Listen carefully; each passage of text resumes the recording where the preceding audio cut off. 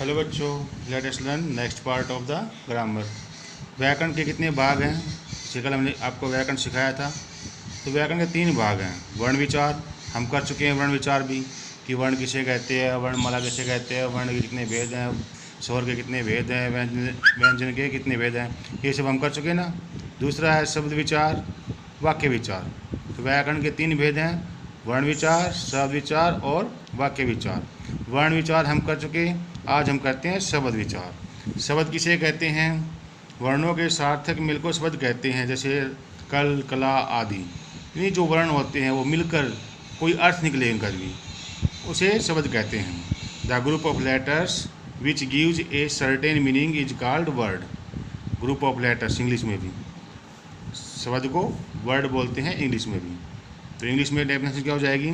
The group of letters which gives a certain meaning is called word. For example today, tonight etcetera. ये शब्दों को हम 4 प्रकार से वर्गीकृत कर सकते हैं। जैसे व्याकरण के 3 भाग है ना, ऐसे ही जो शब्द विचार है उसको हम 4 भागों में बांट सकते हैं। नंबर 1, शब्दों को हम कैसे बांट सकते हैं? उत्पत्ति के आधार पर, रचना के आधार पर, प्रयोग के आधार पर और अर्थ के आधार पर। देखो व्याकरण क्या होती है? व्याकरण कल बताया था हमने आपको, जो भाषा के शुद्ध या अशुद्ध रूप का ज्ञान कराती है, मतलब क्या गलत है क्या ठीक है, उसे व्याकरण बोलते हैं, ग्रामर बोलते हैं। तो व्याकरण को कितने प्रकार से बांट सकते हैं? हम 3 भागों में बांट सकते हैं, वर्ण विचार, शब्द विचार और वाक्य विचार भी। हम सबसे छोटी इकाई वर्ण है, फिर वर्ण से शब्द, फिर वाक्य है। तो जो भाषा है उस भाषा को ठीक किया या गलत हुआ, ये व्याकरण बताएगी। तो उसको 3 भागों में बांटा गया है, वर्ण विचार, शब्द विचार और वाक्य विचार। वर्ण विचार हम कर चुके, आज हम शब्द विचार करते हैं। अब शब्द विचार करने से पहले हमें क्या पता करना पड़ेगा? शब्द होते क्या हैं, फिर शब्द को कितने प्रकार से बना सकते हैं, कितने भागों में बांट सकते हैं। तो शब्द को 4 भागों में बांट सकते हैं, उत्पत्ति के आधार पर शब्द, रचना के आधार पर शब्द, प्रयोग के आधार पर शब्द और अर्थ के आधार पर शब्द। तो फिर है उत्पत्ति के आधार पर शब्द के 4 भेद होते हैं। उत्पत्ति के आधार पर कितने? 4। इस शब्द को कितने प्रकार से बांट सकते हैं? 4 प्रकार से। ये पहला प्रकार उत्पत्ति के आधार पर। अब उत्पत्ति के आधार पर हम शब्द को कितने प्रकार बांट सकते हैं? 4। तत्सम, तद्भव, देशज, विदेशी या आगत।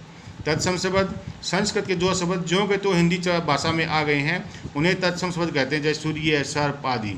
ये संस्कृत भाषा के शब्द ज्यों के तो हिंदी में आते हैं, ज्यों के तो हिंदी में नहीं, संस्कृत में भी वही है, हिंदी में भी वही है, उन्हें तत्सम शब्द कहते हैं अभी। तद्भव, संस्कृत भाषा के जो शब्द थोड़े बहुत बदलाव के बाद हिंदी में प्रयोग होने लगते हैं उन्हें तद्भव शब्द कहते हैं, जैसे कर्ण से कान बन गया अभी, सर्प से सांप बन गया अभी। ये जो संस्कृत भाषा से आए हैं लेकिन थोड़ा बहुत चेंज हो गया जिनके अंदर भी, उन्हें बोलते हैं तद्भव। तत्सम, जो ज्यों के तो हिंदी में आ गए भी, संस्कृत से ज्यों के तो हिंदी में आ गए, वो तत्सम। और संस्कृत के शब्द हैं लेकिन थोड़ा बहुत चेंज हो गया, जैसे सर्प, सांप, कर्ण, कान, थोड़ा बहुत चेंज हो गया अभी। सूर्य, सूरज, थोड़ा बहुत चेंज हो जाए अभी, उन्हें तद्भव बोलते हैं।